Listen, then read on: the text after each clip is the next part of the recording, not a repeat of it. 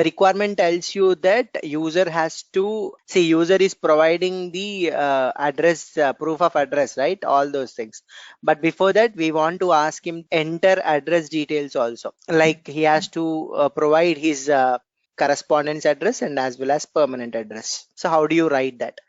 So whenever we are talking about address, what is address? Address is not a single value property. Do you agree with? Yes. Then address is what? Address is a group of related elements you have, group of properties or group of data elements you have, like house number, landmark, pin code, so and so, all those things will be there. So you need to add those. So whenever you are saying that this is a group of things, then you have to create what? You have to create a data type. Okay. So you have to create a data type, and from that data type you have to call that data type have to be called in your work class. So for that you need to create a property. So which type of property you will create? Is it a single value property or a page property?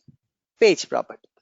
Yeah, so we already discussed page properties is again categorized into three. What are those? Single page, page list, page group. Page group. Yes, so here what we do, you can do two things. You can create two properties, one for correspondence and one for the permanent. That means two single page properties you can take, or either you can go for the page group also, because both are address. Why do you want to create two properties? Only one property can be given to the two things. Okay, two records. As we already seen page, right? Single page we have seen. So let's see page group property.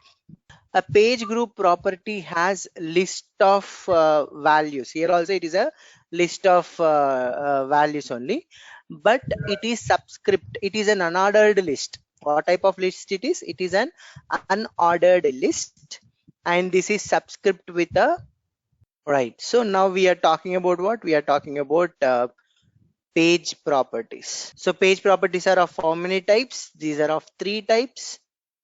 Number one, single page example, customer, and next one is it can be customer, it can be address also. Okay, so next is page group. What do you mean by page group? Page group is an unordered list. Okay, unordered list of records. So how do you represent this? So we represent by using a substring, a subscript, not subscript, which is string. And page list, why it is going there? Page list is an ordered list. We represent using a subscript, which is integer number. Okay, so this is ordered list and that is unordered list. Both are same, but only difference is it is different with the string and this is different as a number. So example, if I say customer, it's a single page, right? When I'm saying it is single page, so it is customer. So customer contains name. How do you call this? So in address, what do you have? In address you have landmark. So how to call city? As it is page group, you'll call like this: dot address of permanent dot. Got it? How do you represent this address? We represent by using a subscript, which is string. So this is okay. So city. For example, if you're talking about products, there are some 10 products. Picture of page list, which is having ID, price. Then how to call fifth product? How to call fifth product? Dot products dot of 5 dot product price. How do you call fifth product prices? You'll call like, got it? So you present in this way. Got it? So if it is a single value property like age, then what do you create? Age is what? Age is not a single value, is not a page property, right? It's a single value property. Then how do you call this? Simply dot age. That's it. Yeah, dot age. So dot has the thing there. Okay, so like this you will be having you got three types of page properties. Now what I'm saying is I want to create, but whenever you are saying page properties, This should what? This is very important. This should refer a data class. Yes or no? Data class or a data object or a data type. We should refer it. And we call this as page definition. You need to have the page definition for this. In case lifecycle, we call this as data relationship. So there is a data relationship. So that we have to call. And if it is in creating a property itself, then you need to have page definition. So what does it mean? Before creating this single page or page group or page list property, you should have a data object in your class. Now coming to our example in your application. In coming to our example, address, we want address, right? Permanent address and temporary address. So how many properties you'll create for page group? 10 properties or one property? Only one property. Here also you'll create only one property, but in that you'll have some records, multiple records. Single page is also one property. This is also one property. This is also one property. But you will define and you will create, you will configure in a page as it is a page group. You have unordered list in that particular property. Okay, so let's define this page group, because anyways we will be defining this page list somewhere or the other. Now for now we'll create this page group. So before creating that, we need to create what? We need to create a data type. So let's create a data type. Go to data type. Yes. So in data type we need address. So let's create a data type. Yes, add data type. So what are the things you need to have in address? Please write them. So go to App Explorer. Now let's create this address in driving license. In collect applicant details, can we write that? Can we write those details? Yeah. So let's add here. So you want to create one property. So you cannot create a page group property from the case lifecycle. Okay. So if you want to create a page group property, then you need to go to App Explorer itself. So go to App Explorer, right click on driving license. You have to create a property, right? Where is your property? No, property talks about data. So it should be available in data model only. Yes, down. Address info. Yes, create and open. We want to create this as page group. So what you have to do? Change the property type. So here in the page definition, you have to provide the page value. What is that? You have to, I said, right? You have to refer the data type or data object or data class. So what is the data class of yours? It is indgoev hyphen. So this is the one which we created now, right? So if you see expand property, if you see property has address info has again some values in it. Can you see expand it? Can you see now? Address, again it is having this. How are these all coming from? Means as you have referred a page definition over here, so all the data from there it has come into this particular property. We have to create two properties, right? One is permanent address and temporary address. But did I create two properties or one property? I've created only one property. Why I've created one property? Because that property I made it as group, so that I can create two inside the same property. I can create two inside the same property with changing the subscript. In one subscript I'll write permanent, in another subscript I'll write temporary. So those two will become two different lists. Okay, two different lists, and that list will be under only same property, address info. So by that, what I did is I decreased creating one more rule here. But now what we have to do? We have to call this address info in our section. Where is the section? Section will be available under user interface. So expand, yes, expand section. So in user interface, where do you have to create? Under collect applicant details. So let's open this collect applicant details. How to check which rule is used in the during the case processing? How to check which section is calling here? UI, right? Exactly. Live UI you have to use and see which section it is calling. Yeah, it is using collect applicant details. Can you see _1? Yeah, understood. Yeah, so then we have to use that only. Okay, for me, I want in one column only, I want all the other things to be properly designed. So as I am not able to do this through this view editor, I want to access the full design capabilities. So to access full design capabilities, I'll convert this to full section editor. Submit. So when I click on full section editor, then you will see all wireframes and all, means how to add and all those things. Layouts, you will see what type of layouts we have to add and all. Okay, by default, all the rules, all the properties will be in dynamic layout. Okay, so you have this stacked one, right? You have to selected one column layout, right? So one column layout is your dynamic layout stacked. If you want to make it as a two column layout, yes, you can do it.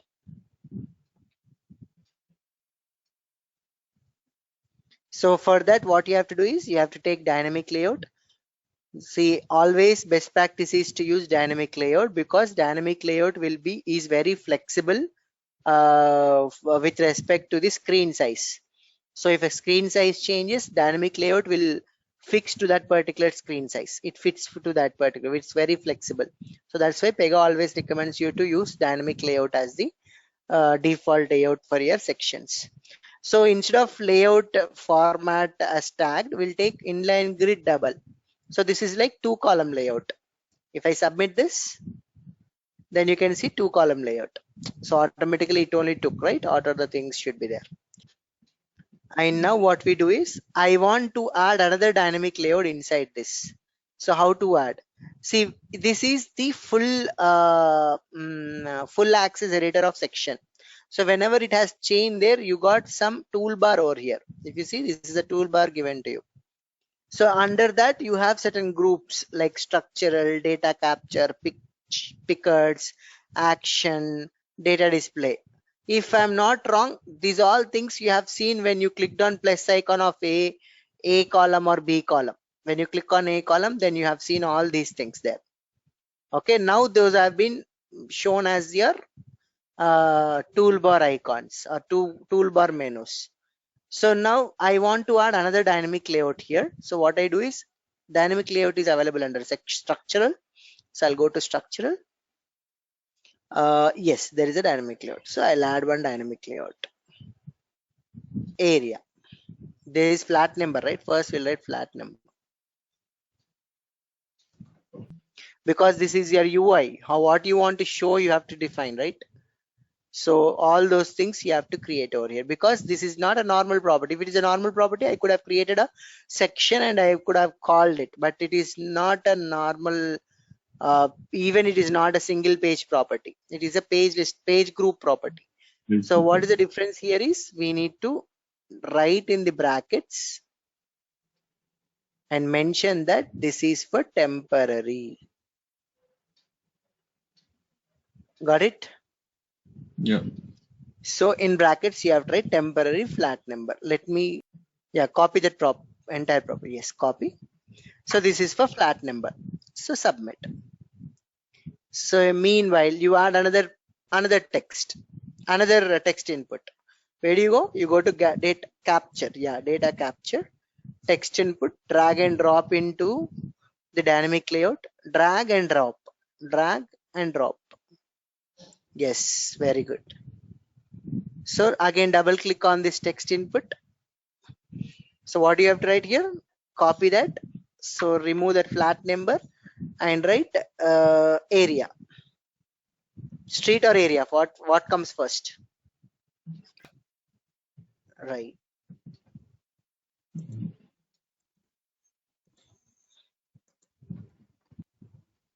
Paste is there, no? Paste is coming. Right click. It's also to be dropped in that.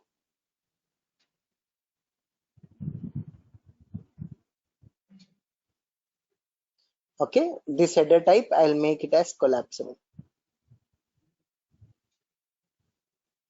Okay, can you see the difference? Here there is a down arrow, right? So you can collapse this. Make shutter view. right? So I just want to show the difference. That's it. Nothing much.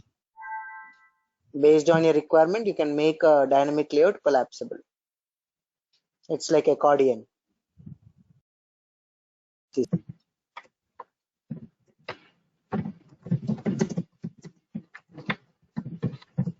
It's a big property, right? Yeah. The name. Yes. Create and open. So what is the type here? Is it a text? No, it's a boolean. So boolean means checkbox. Do you have boolean here? You don't have. True or false you have. True or false is also checkbox. Save. So this property you have to call in your section. So how to call in your section? Open your section, which is already open there. Yes. So under temporary address, we will drag and drop that particular property. Where is that property? Is it a single value property, right? Right. Then what you have to do? First, you have to refresh your applied driving license. Okay. So then data model, in data model property, in this you have is permanent, drag and drop in this thing. Okay, got it? So let me increase the font size. This is fine. You can see this, right? No problem, right? Let me know if you face any issue in viewing this. Yeah, it's good. Okay. So you got a checkbox, but do you have any caption for this checkbox? It should show some caption, right? Label, right? So double click on this.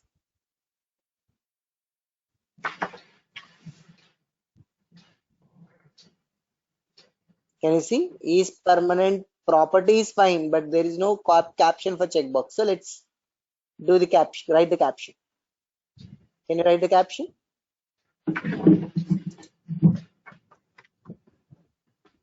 Same you can write. Check or copy. Yeah, copy that same without space here. It should be with space. It's a label. Or else you can write something like check this box if temporary permanent address is also is same. Check this if permanent address is same. Yeah. Then you got this. Save now. Right. So our UI is done. Still we have something over there. So what is that? On checking this. That means what? Go to action. On checking this means on click event. On click. What you have to do? You have to refresh this particular section because the data should be copied.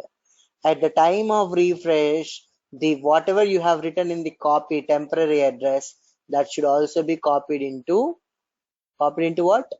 Permanent address. So for copying, what do you have? You have data transform. That means what? You have to call the data transform at the time of refresh. So first let's submit this, and then we'll create a data transform. We can even create a data transform from here. Okay, how? You can just click on actions here, write some value, and then click on crosshair icon. You can create, but I do not want to do this now. Currently, we are just in a we are all beginners, so let's do from here so that you will understand how to create a data transform. Right click on a class, create. Data transform is also available in the data model category. Data transform. So what should be the label? So that is our label. To copy address we'll write. We know what address and all. So to copy address we'll write. So it's context C, everything is fine. So click on create and open. Now here the question is what you have to do. This is data transform rule. What do you have in data transform rule? In a data transform rule, you have 4 columns: action, target, relation, source. Action is what you want to do, what action you want to do in your data transform. That tells you about action. Target is the value. It's a target value where you have to copy the data. Whatever the whichever the property you need value, that you will write here, and what are the property which already has a value, you will write here. Need a value, has a value. Here value is not there, here the value will be there, so that becomes a source and this becomes target. So we have to write here. So under actions you have so many actions like set, remove, update, apply data transform, sort, when, comment, create, otherwise, when, otherwise, append to, map to, for each page in, for each exit, for each exit data transform. So these are all are certain actions in your data transform. But for now we will use only 2 things. The first one is when rule we will use. Okay, whenever you use when rule, then you have child steps also in it. Based on the condition, the child step should execute. What is the when rule? Okay, when rule is what? You need to create one condition rule, right? But we do not have any when rule created for us. I didn't create any when rule for us. At least you can write a condition here. Okay, what do you say, write a condition expression. Yeah, expression we can write. So what is that expression? You can click on that settings icon. You can write expression. What is that? Is permanent address same as temporary is equal to true. Right? You can even test it. First time it will be false. So answer will be false. If it is true, then answer will be true. True equal true? Yes, true. Okay, so whatever we have written is right. So that is our when rule. So if it is true, what you have to do, man? Can you copy that? When can you copy? You have already copied, right? Paste. You have paste, Vinay. Can you paste? No, nothing. Huh? No, you got this. Okay, remove it. Yeah, then we'll go for update page. Okay, update page with the what is this? With values from right here.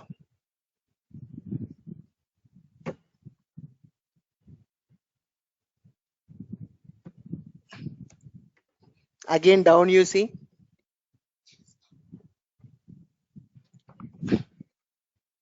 Okay, can we delete this? No, right? So instead of writing address info permanent dot flat number, address info temporary dot flat number, here you're just writing the page names, and here you'll simply write dot flat number is equal to dot flat number, which is easy. This is also right.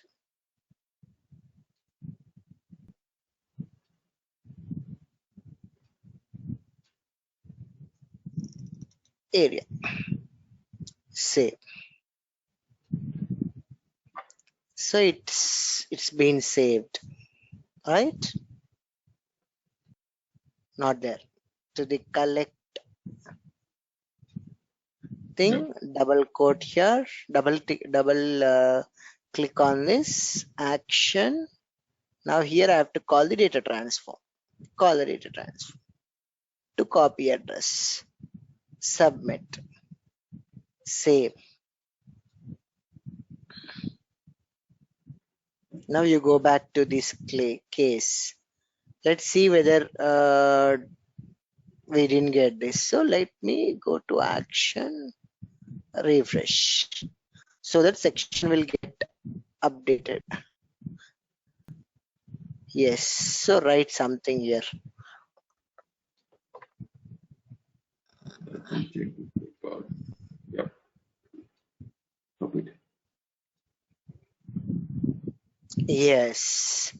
When you Right. check, nice. It was super that we got the values. But when we uncheck, all those values should go, right? Yeah. Yeah. Yeah. So that means we didn't write our data transform properly. Then what you have to do, select this when and click on this plus. Here you have to write otherwise. So otherwise, what you have to do again? Address of permanent. Update page. So write dot area empty plus. So can you write please? Yeah. So I do not want values from anywhere. That's why the result relation is empty. This is empty. This is empty. Yeah. Here you can give double quotes. Yeah. Check out. You didn't check out and use modified. So check out, save. We have to create test case also. That we'll see later. Otherwise is added. Yeah. Check. Now you go back to case. There is no need of refresh. Just simply. Okay. So I created a checkbox. Yeah, I created and dragged and dropped into this section. So Right. this I double clicked on this Oh, you and we double. went to yeah. Can you yeah go to actions? Event and actions are always done in actions. So what is our event here? It's a click. So click. Mm. We have to why we want to refresh this section because until and unless you submit only the values will be saved into your data into your clipboard. As Mm. that will happen only refresh this section because before submit only we want the data. So in the refresh this section, it will ask you to call either if you have any data transfer activity to be configured, you can configure. So as we have a data transform, I configured a data transform. This data transform is the one which we already created.